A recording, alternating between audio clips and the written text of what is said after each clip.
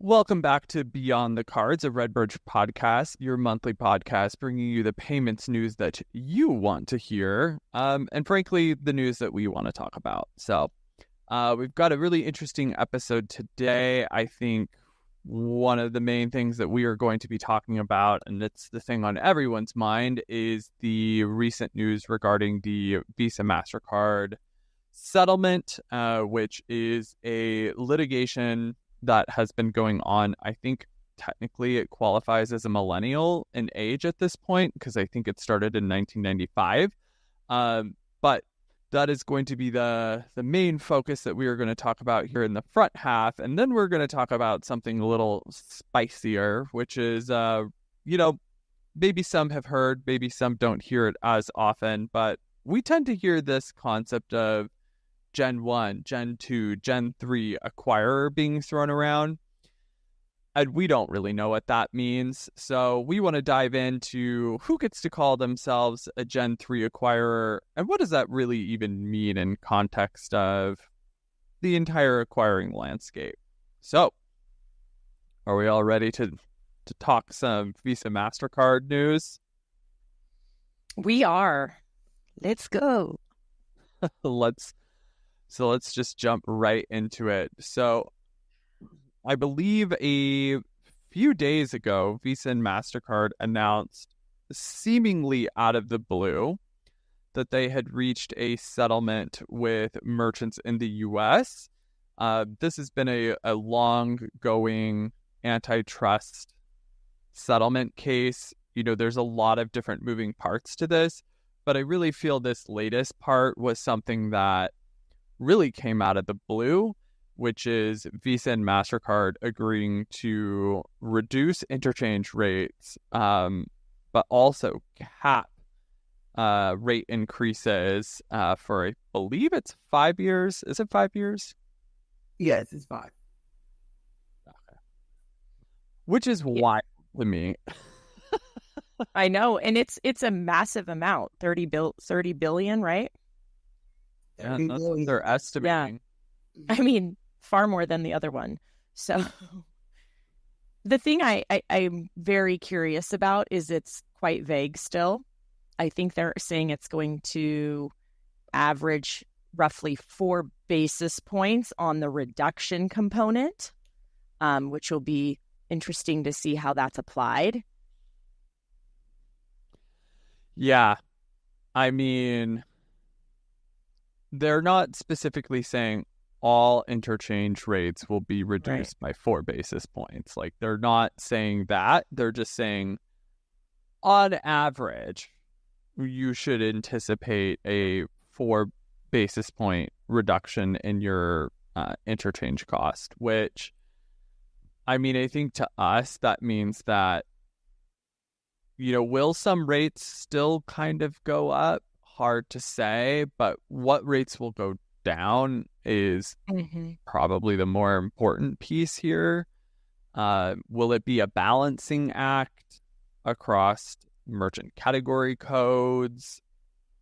And I think very clearly one thing I've noticed that they've intentionally left out is they've not addressed anything related to their network fees.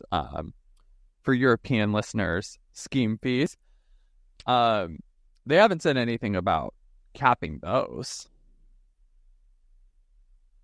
Not at all, and that's the reason why we should be careful about the impact also of the interchange, of course, the interchange cost after this change, but also about all the scheme fees and the assessment fees that the merchant will pay. So let's see how it will be, how merchants will be really impacted overall. And I think that is so those of us who lived through the issuing of the Durbin Amendment, which capped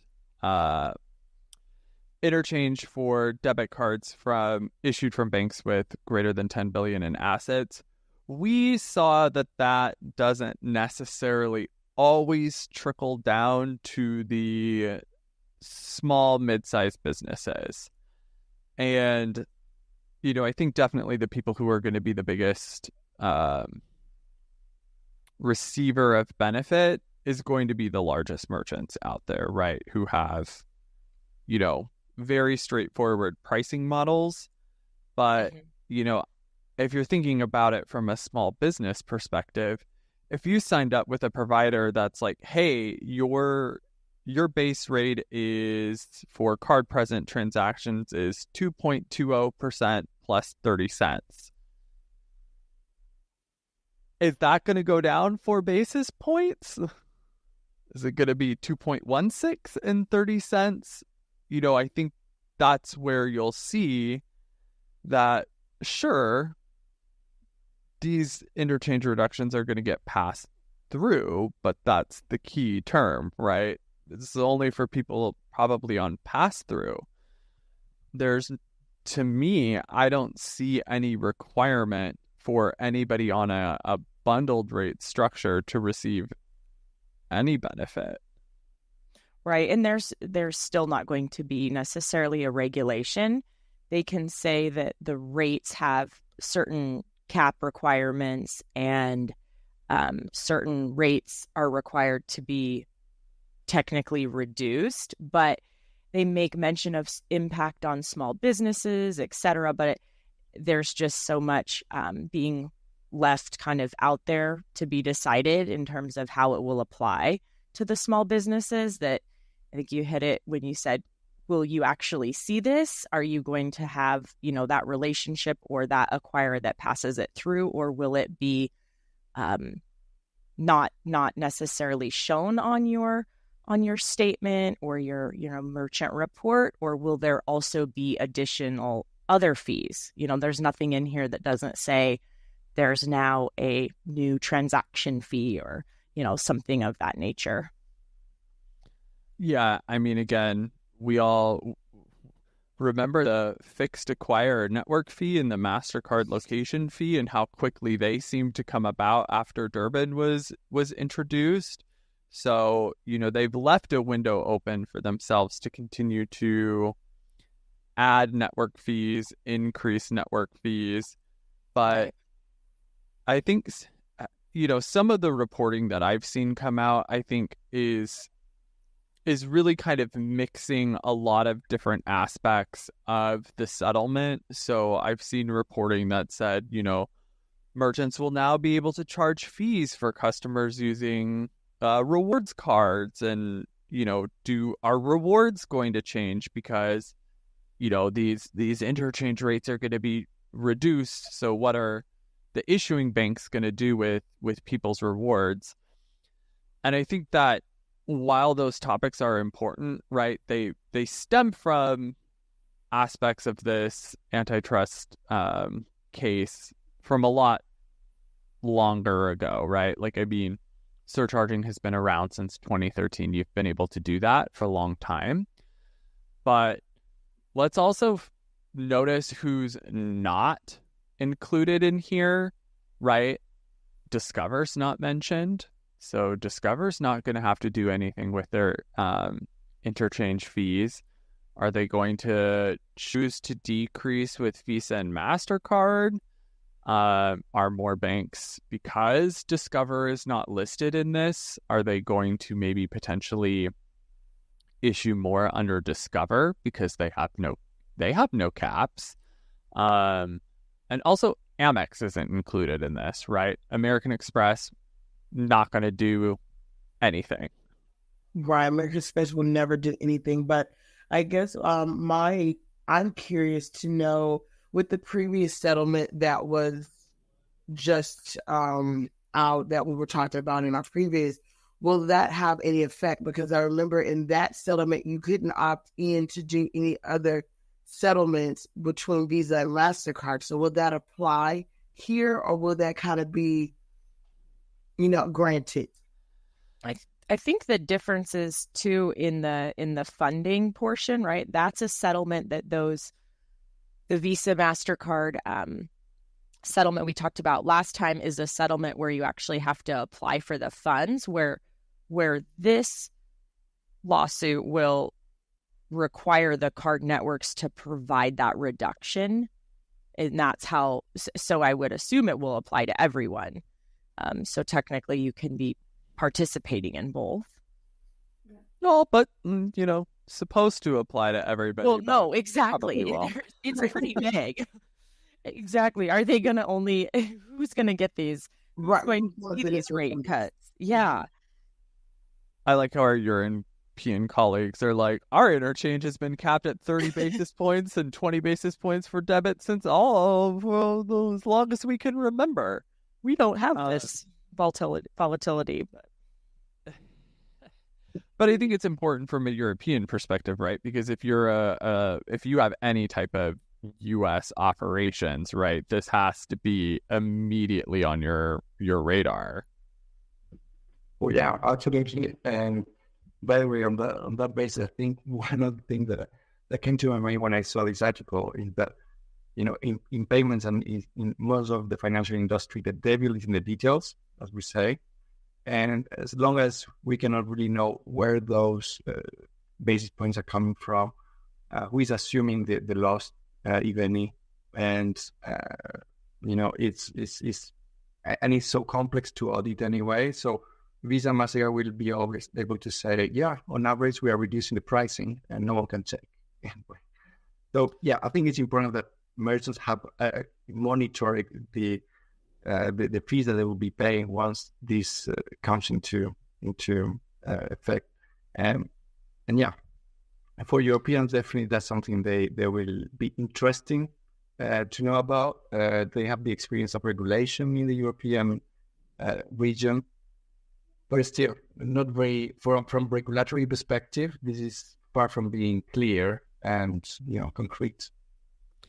Yeah, I think Europe obviously has a much stronger regulatory environment, and you brought up a great point, like, who's gonna fact check here, right? Like, is there a court appointed monitor who is gonna review Visa and Mastercard's like interchange revenue and do like a abacus calculation of like, okay, it looks about like 4 basis points was reduced here in terms of interchange revenue?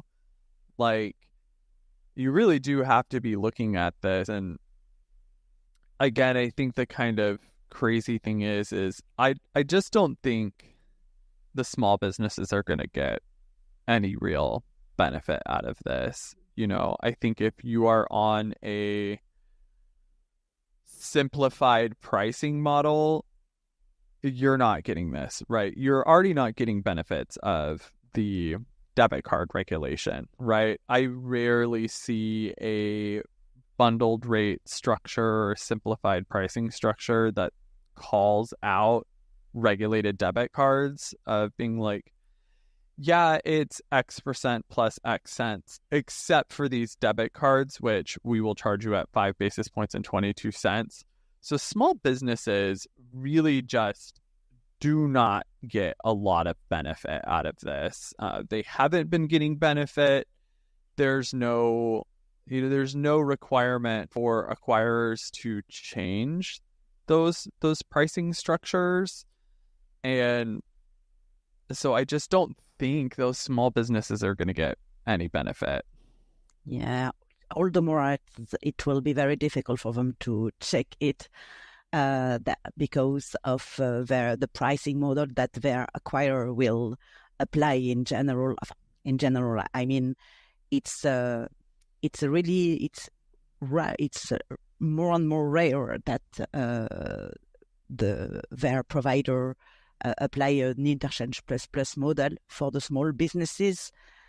So it will also depend on that. So yeah, and the other thing I've seen floating around is this kind of, this is going to be bad. Like, this will actually be bad for consumers because, one, businesses are going to start trying to push off these fees back towards consumers from a surcharging perspective, but also like, your rewards and points might be significantly impacted. And I feel like this is where, like, if you know interchange and you're looking, right, the rewards cards rates, those are at like 2.6%. as of this announcement.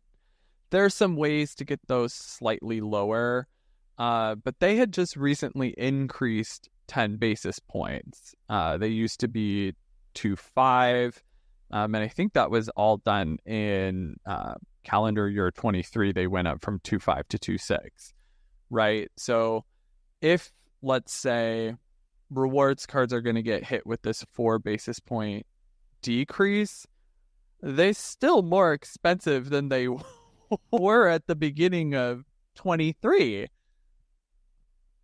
Do you mean that they were maybe anticipating this increase? So they put their 10 basis points a few months ago? Could be.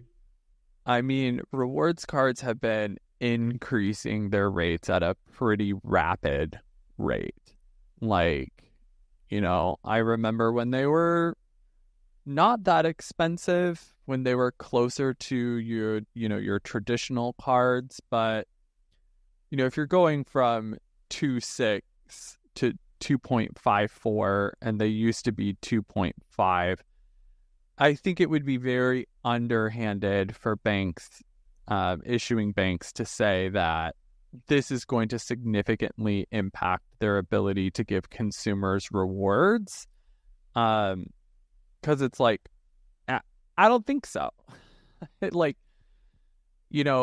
don't think rewards are changing and increasing at the rate that this 4 basis point decrease might, potentially impact their ability to deliver those rewards to consumers. But this is why our ecosystem is different. We have so many different players who influence these interchange rates, and everyone is coming with different perspectives of, consumers are switching to more rewards-based cards, and more businesses shifting to online, so fraud losses are higher, and so really it's, this 4 basis points is a much bigger impact. But I do think if you just look at the rate that rewards cards have increased from an interchange perspective, like, come on, people. Doesn't look like that from a rate perspective.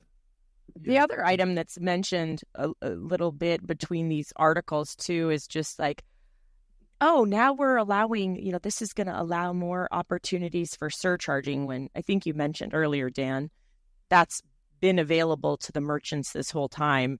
So it's almost like they're adding that in there as something that's just come out. And that was also, a component of the other settlement as well. Yeah, 100. Like, surcharging's been around since 2013. It's been alive and well. I think Visa and Mastercard are taking an increased look, and I wouldn't be surprised if they are hunting down non-compliant merchants. Like, let's be real, we encounter non-compliant merchants 24/7 who are collecting fees for payment acceptance that probably shouldn't be collecting fees for payment acceptance, or are doing so incorrectly.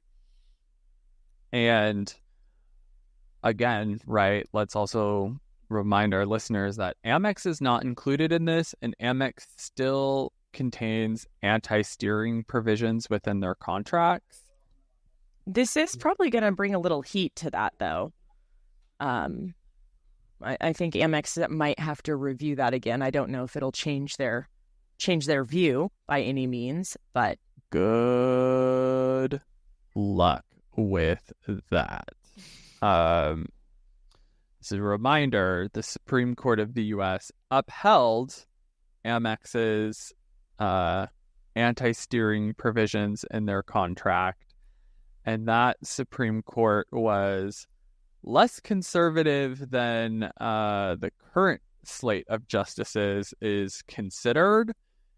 Mm-hmm. So I think that would just be an extremely uphill battle of trying to bring that back for review to a court that is considerably more conservative than the last time it was brought up.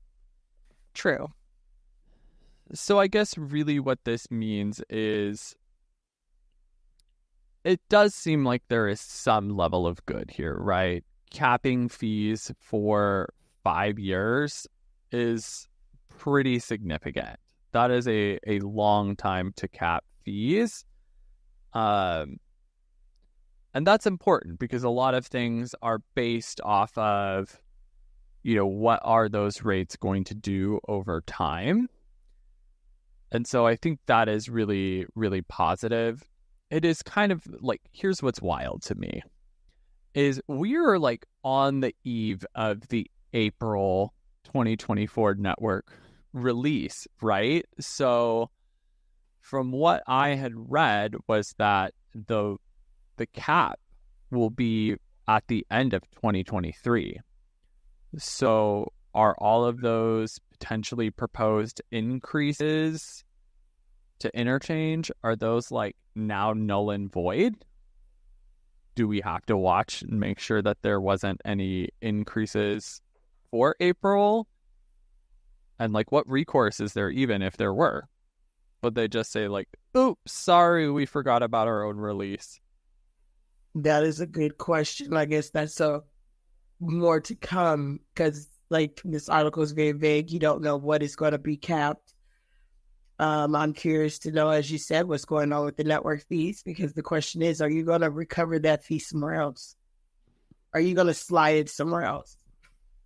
I think you made a great point, Jasmyne. I think actually what I'm also reading between the lines on those articles is that they are really pushing for surcharging and to surcharge more, I would say, customized way, depending on the card type that you're accepting. You would then need to have much more data, and accessing data is something, you can turn into a service. So are they going to be creating a new service so that you can better surcharge?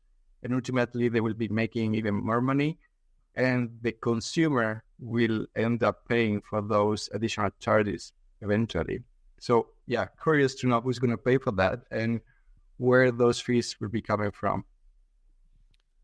Well, I don't know if the card networks love surcharging. I think they actually don't like it at all. And I think there's quite a few comments from them saying that they don't actually like it.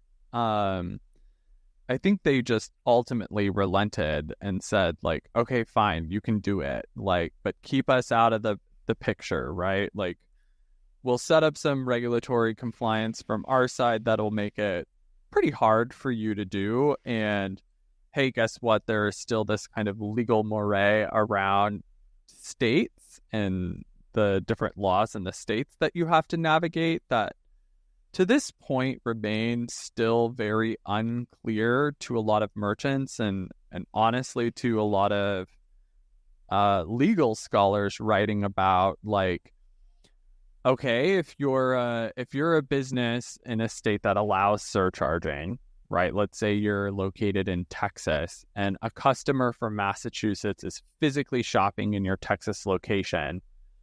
Well, Massachusetts is a state that doesn't allow surcharging. Can you surcharge that customer while they're in the state of Texas?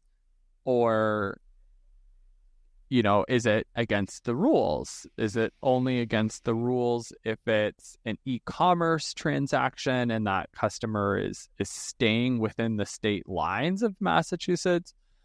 Like, that's the thing that now merchants are going to have to navigate and have been navigating since 2013.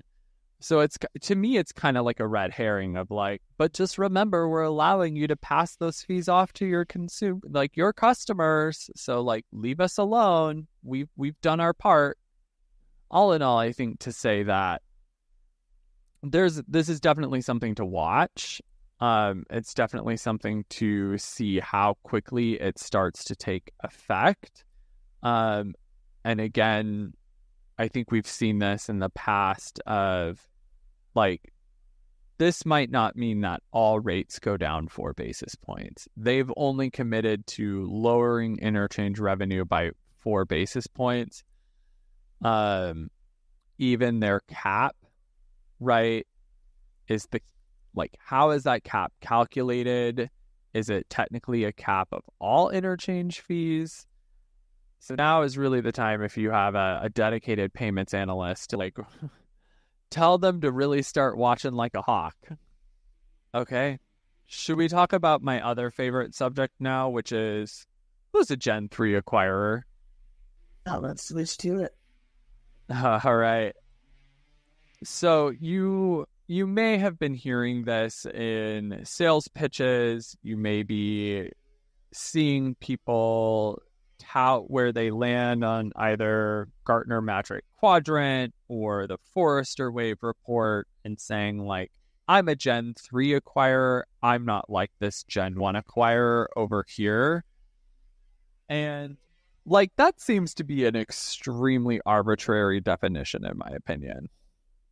If we're just, and let's try not to name names because I don't want to make anyone feel badly about themselves here. But when I think of like who Gen 1s probably are, I think they tend to be the larger, more legacy payment providers who've been around for, 30, 40 years at this point, are essentially massive companies.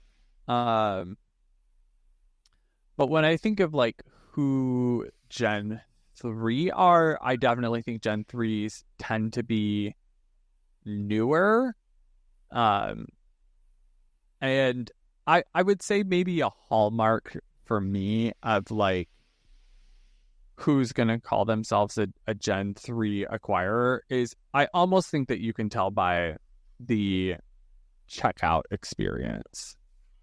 What do you guys think is like a differentiator between these kind of delineations? I definitely agree with you on kind of that Gen 1. In my mind, I would think of a more, I guess you could say, traditional company, right? They've been around for quite some time. They probably have a very significant offering of maybe their products and where their clients are, in terms of the geographic area. And then skipping over to the Gen Z, the Gen 3. Whoa, shots fired. Yes, those are going to be, your more newer, maybe more of a tech savvy where they're trying to differentiate themselves, right? They're trying to, I think you could say like developer focused. Mm-hmm. Right. I was just going to say using all the new technology to better how they're taking payments. And then I also think you can tell by some of their names. Don't say their name. I won't say their name, but if you look at the G1s and then, the more alumni and then the Gen 2s and then you look at the Gen 3s, you see the flow and the level of change in the names that can kind of see who's more brand new than the alumni. Do you guys hear this term in Europe, or is this like a uniquely American thing? I have to admit that in Europe, not that much. I have to admit that the first time I heard these terms were in the US we usually, I had also the same opinion on what's classified as what's behind, the Gen 1, Gen 2, Gen 3. A legacy and more innovative new enters in the ecosystem. But I think that sometimes what I was surprised about that is that this qualification is sometimes brought, in front, is sometimes brought as an argument, to say, hey, look, I'm Gen 3, I'm better than another one. And what I don't like in this type of qualification is that, is that really true?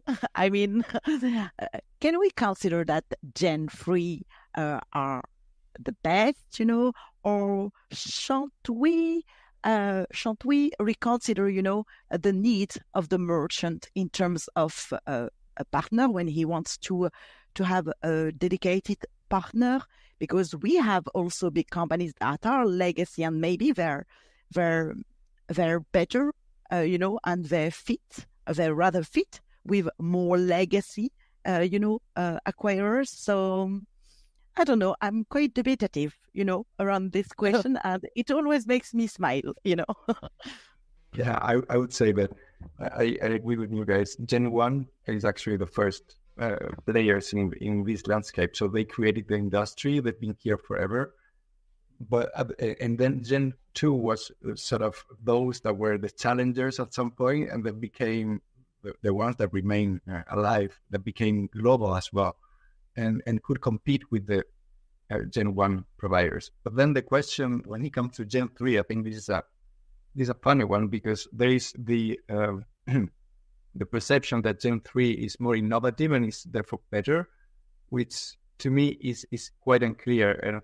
And I think Gen 3, as I see it, is more a matter of layers, because I don't know what you think, guys, but I think the industry has, the trend has been to go towards outsourcing and partnerships and integrating one to the others and so on. So it become so complex that now Gen 3 cannot really compete with the mainstream Gen 2 and 1 providers. Like, they are maybe good at doing something, could be, one specific industry, one specific channel, specific geography or services, but I don't think Gen 3 are good at everything. And I think that's one of the key questions. Can Gen 3 be good at everything? Do they have the resources to really compete with the more legacy providers? Are they reliable enough, when it comes to crises and like COVID? And so, yeah, I'm a bit, as Chaira was saying, doubtful about Gen 3 and even the classification and the value that they try to sell from a purely commercial perspective. Yeah, like, I think it's super easy for us to figure out what is meant by Gen 1, what is meant by Gen 3. Classic middle child problem. Like, Gen 2 seems very, like, how do you really fall into a Gen 2 classification? I don't really understand it. It's like, it's almost better to be either Gen 1 or Gen 3. It seems like it's kind of bad to be Gen 2. It's kind of like they are all talking bad about you, which is probably like the classic middle child problem. But I would say, like, another hallmark of like a Gen 3 acquirer, like going back to that checkout process, right? Which is, hey, merchant, you don't have to worry about building these widgets or adding these payment methods in or adding in these extra services in the checkout. We've actually taken that whole thing away from you, and we've just provided you this single element or this single widget or this single thing that's all you have to implement, is just implement our checkout, and then we do everything else for you. And I think Chaira and Gab, you bring up a good point, is that actually what you want, right? Because the more something is controlled by a different party, it means the less flexible it becomes. So they either have to build it with the utmost flexibility, or it is inflexible and you can't change that process, right? Where it's like, maybe you can add some pieces to it, but at the end of the day, if you wanted to do a big change of this, we actually can't support that because we didn't build it to be flexible. Can I talk about something controversial too? Please. It's a spoiler alert. Am I ever not controversial? To Chaira's point, right? Is that necessarily the best thing for the merchant? I think it really depends on what type of merchant you are. If I tend to think, this is just my thinking, that Gen 3 acquirers tend to really focus on B2C payments. That is like their core offering is we are so good at B2C payments. We're so good at subscription and recurring payments. We're going to offer you all of these bells and whistles around tapping into that B2C customer base and securing this revenue. But when it comes to the other side of the equation, you're kind of B2B clients or maybe healthcare or specialty vertical. I think that's where you start to see they lose a lot of capabilities because the things that are required for those industries, that's not where they were originally going, right? Like that's where I think they're behind is they've really focused on one market segment. And that's where I think you can easily get confused when you look at, one of these fancy player assessments. If you don't actually know how to read and interpret the types of questions that were asked and why the questions were, or like why someone got the score that they got, you may be very much misled on thinking like, hey, this Gen 3 acquirer gets all the top scores. I'm in some obscure vertical, but I want the best of the best. So I'm going to go for this Gen 3 acquirer, then only to find out that, hey, this actually doesn't even work for me. Like, it's so inflexible with what they've built that it won't work for my business. And don't you think that actually part of the reason why those providers were born is that they tried to lock merchants in, as part of their full stack services, starting with the checkout, as you said, and then they try to lock the full value chain so that when you as a merchant, you select one of those providers, you really need to make sure that those are the best fits for you because you won't be able to change easily, at least. It gives very Apple walled garden ecosystem. Like, oh, but we use this tool and then we have to use this tool and then we use this tool and it's all vertically integrated under this acquirer, which means that chances are you're probably paying quite a bit for that. And also it might not work for you in the future. I think this is, especially when you look at fast growing startup businesses, maybe some of those services make sense because you don't have a team that's big enough to do all of these things, or you're running on really limited dev resources. So you want all of those things. But what happens in 5 years or 10 years when you're a little bit more on your feet, you're earning a lot of revenue, you've got great margin everywhere else, and then you're looking at, okay, well, we actually spend kind of a lot of money on payment processing. Well, why do we spend so much money? Oh, because we have this service, we have that service, this is done by our acquirer, that's done by our acquirer.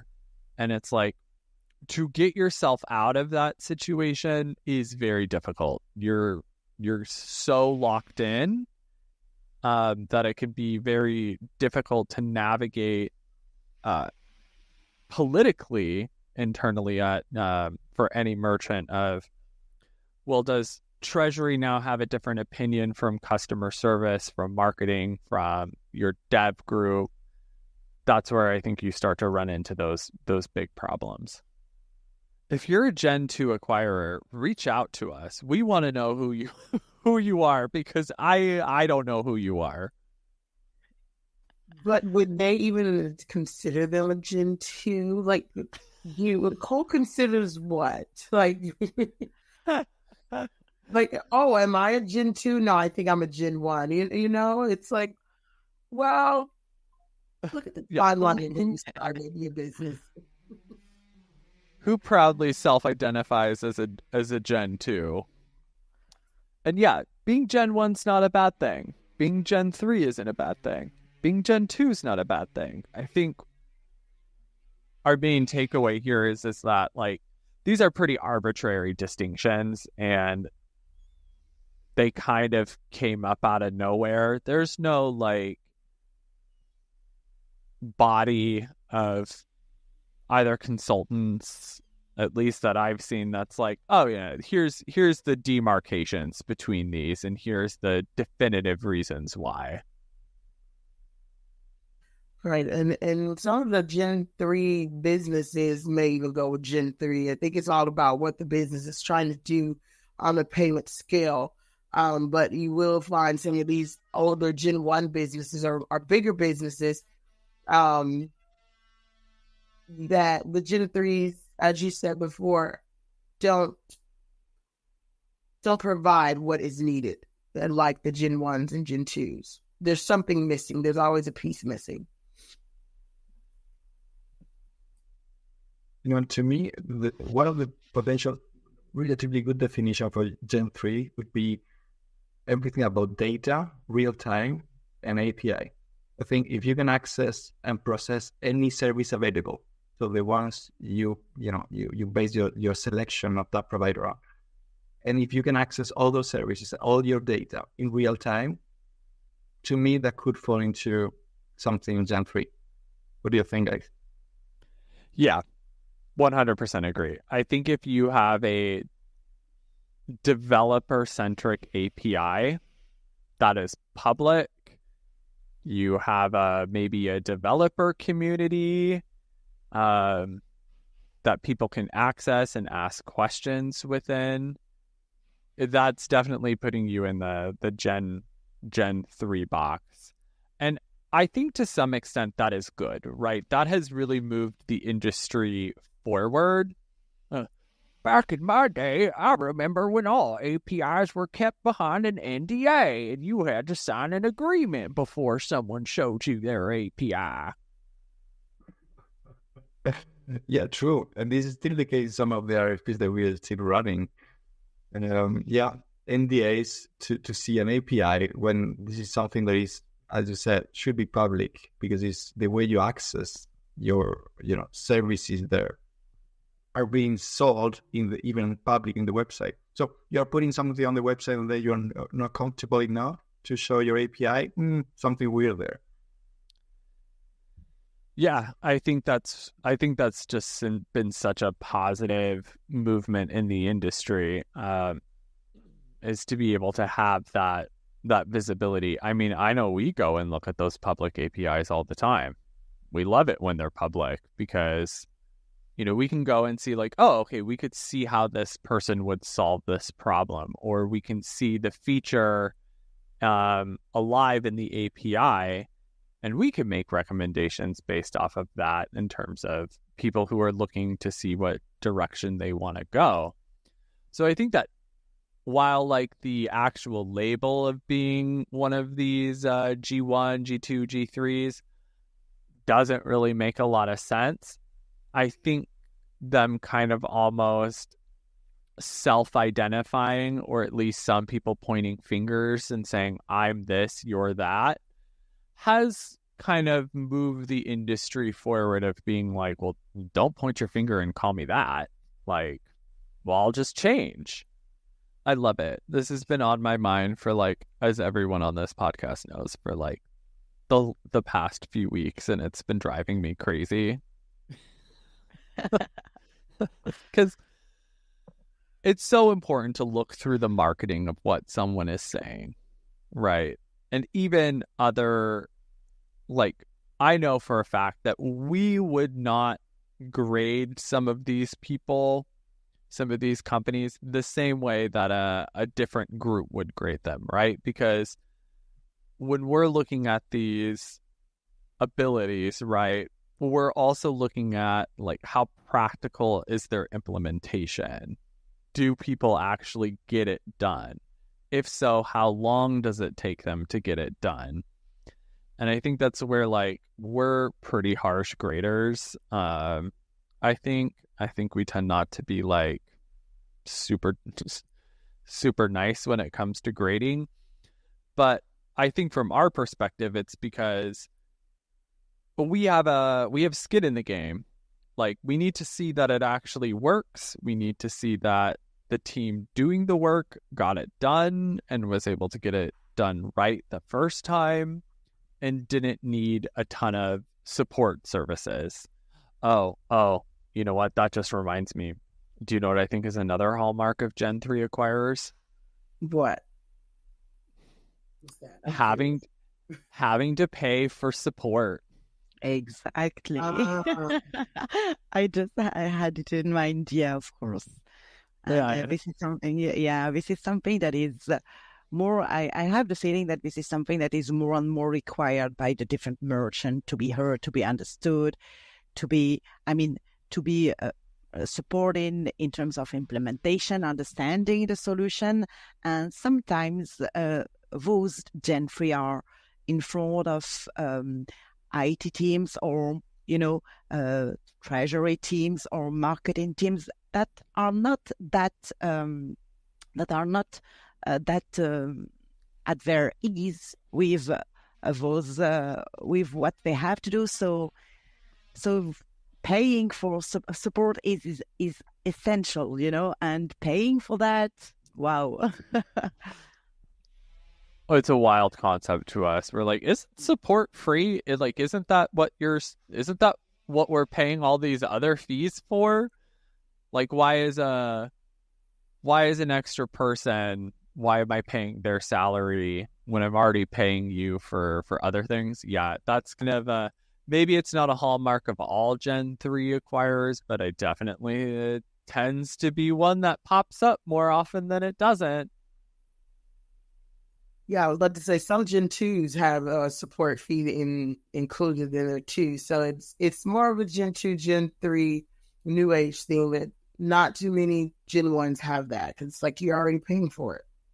Oh yeah, I don't think if you have like some other like technical service that has to be implemented, I don't think I've ever seen a major support fee being passed. But Jasmine, I don't know who a Gen 2 acquirer is, okay? I've never seen one. I assume that they exist. I would love anyone would reach out. I would assume they would exist, and it's good. It would be cool to see if we could get a poll of even other acquirers. Like, who do you think is a Gen 1, Gen 2, Gen 3? Hey, let us know. Yeah, listen, reach out to us. We won't name names. We did a pretty darn good job about not naming names here when I'm sure everybody is like, say their names. Who are you talking about? We won't tell. Maybe. But all right. I think we're going to have a shorter one here today instead of a longer one. But this is another really great conversation. I think we had two really big, obviously covering the Visa Mastercard thing is going to be ongoing. If you're a listener and you want to know more, definitely reach out to us. Stay tuned because as more updates come out about that, we're certainly going to let you know. But until next month, I think we can call it a wrap. Yeah. Thanks, everybody. Thank you. Like and subscribe. Like. Bye. Bye. Bye.